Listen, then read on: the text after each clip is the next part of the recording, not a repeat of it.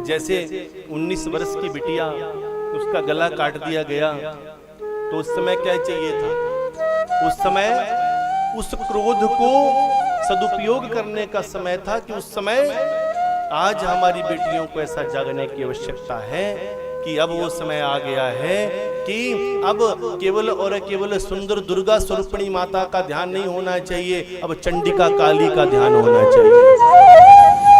हमारी माता बहनों के हाथ में हर वक्त कोई ना कोई माता काली का अस्त्र शस्त्र हाथ होना चाहिए।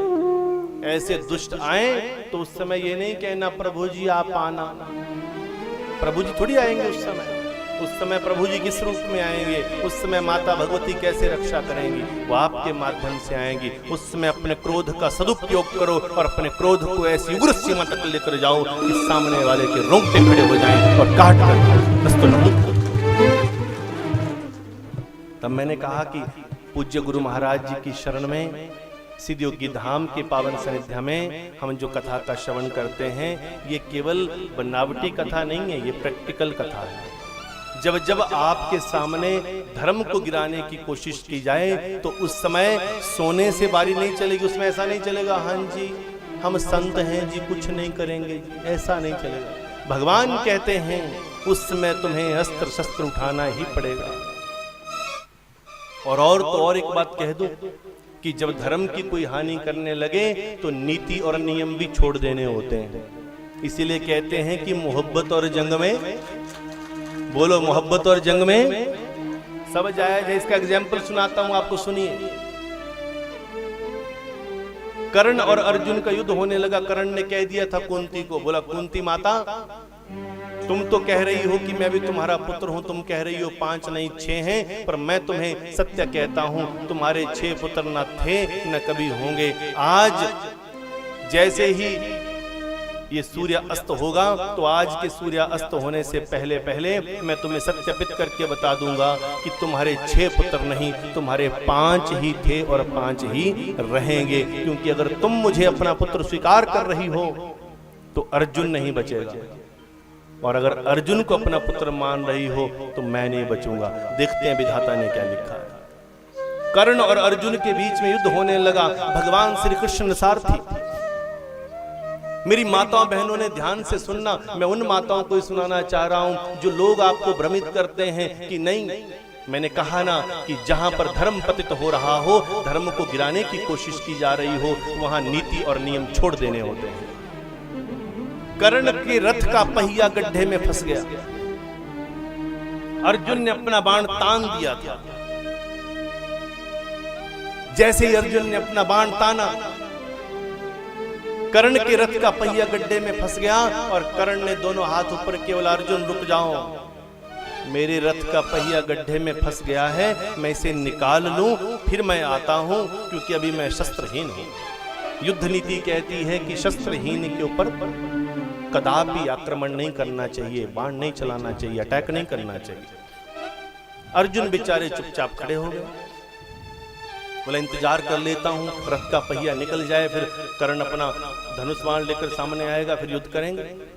जैसे ही कर्ण रथ के पहिए को पकड़कर निकालने लगा, वैसे के वैसे भगवान श्री कृष्ण जो सारथी बने थे वो पीछे मुड़े। बोला अर्जुन क्या प्रतीक्षा कर रहे हो? कर्ण के रथ का पहिया माताओं फंस गया गड्ढे में। भगवान कृष्ण ने पीछे मुड़कर अर्जुन को कहा, बोला क्या इंतजार कर रहे हो? बड़े ध्यान से सुनना, खास तौर पर ये कथा मैं आज अपनी माताओं बहनों के लिए सुना रहा हूं। हमारी बेटियों की ऐसे हत्या, इन घटनाक्रमों को देखकर मैं आप लोगों को कथा सुनाना चाह रहा हूं। वैसे तो ये कथा पुरुषों के लिए भी है, पर माताओं बहनों के लिए ज्यादा आवश्यक है। जब कर्ण के रथ का पहिया फंस गया, अर्जुन इंतजार करने लगा, बोला रथ का पहिया निकालेगा, शस्त्र लेगा, फिर आएगा। तो भगवान ने धीरे से बोला अर्जुन सुन, क्या इंतजार कर रहा है? बोला प्रभु रथ का पहिया फंस गया है, कर्ण निकल रहे हैं, फिर निकालेंगे, फिर आएंगे। बोला हे मूर्ख, ऐसे मौके मिलते नहीं, दुष्ट को कभी छोड़ना नहीं चाहिए। अर्जुन कहते हैं प्रभु ये युद्ध नीति के खिलाफ है। बोला हे अर्जुन, क्या युद्ध की सारी नीतियां तुझे ही पालन करनी है? बोला मतलब, बोला अर्जुन पहचान इस गड्ढे को, पहचान इस गड्ढे को, जहां ये रथ का पहिया फंसा है ये वही गड्ढा है जो एक समय पानी से भरा था।